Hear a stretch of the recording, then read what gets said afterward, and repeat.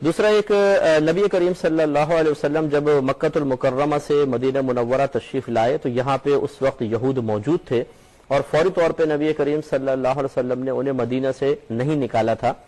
تو آپ نے یہاں کے یہود کو ملاحظہ فرمایا کہ وہ 10 محرم الحرام کا روزہ رکھتے ہیں، یوم عاشورہ جو ہوتا ہے اس کا روزہ رکھتے تھے. تو آپ نے دریافت فرمایا کہ تم اتنے اہتمام کے ساتھ یہ روزہ کیوں رکھتے ہو؟ انہوں نے عرض کی کہ یہ وہ دن ہے جس میں اللہ تبارک و تعالی نے فرعون اور اس کی قوم کو غرق کیا اور موسیٰ علیہ السلام اور آپ کی قوم کو ان کے شر سے نجات عطا فرمائی. تو موسیٰ علیہ السلام نے اس نجات کے شکرانے کے طور پہ روزہ رکھا تھا، تو ہم بھی ان کی موافقت میں روزہ رکھتے چلے آ رہے ہیں.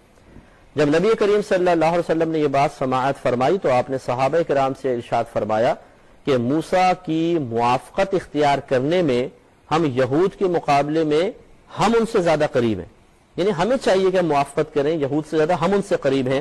لہذا نبی کریم صلی اللہ علیہ وسلم نے صحابہ کرام کو 10 محرم الحرام کا روزہ رکھنے کا حکم ارشاد فرمایا.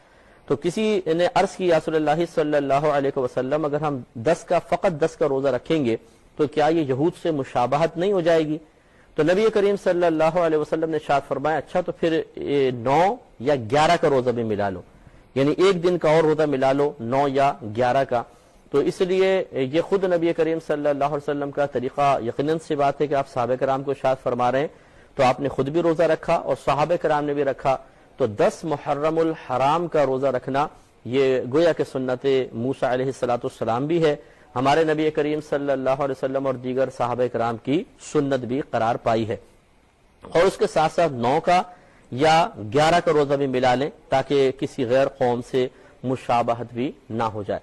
اور اس روزے کے بارے میں رحمت کونین صلی اللہ علیہ وسلم کا فرمان ملتا ہے کہ جس نے 10 محرم الحرام کا روزہ رکھا تو یہ اس کے سابقہ 1 سال کے گناہوں کا کفارہ بن جائے گا.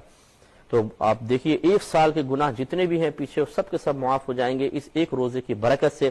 اس لیے کوشش کیجئے اور اگر آپ کے گھر میں دیگر افراد ہیں ان کا ذہن بھی بنائیے کہ اگر کوئی مشکل نہ ہو. ویسے بھی غالباً ہمارے یہاں تو چھٹی بھی ہے، 10 میں ہم گھر پر ہی ہوں گے، 9 میں بھی شاید 9 کی چھٹی ہے، تو 9 اور 10 کا روزہ آرام سے گھر میں آسانی سے کٹ بھی سکتا ہے اور انشاءاللہ یہ فضیلت بھی حاصل ہو سکتی ہے.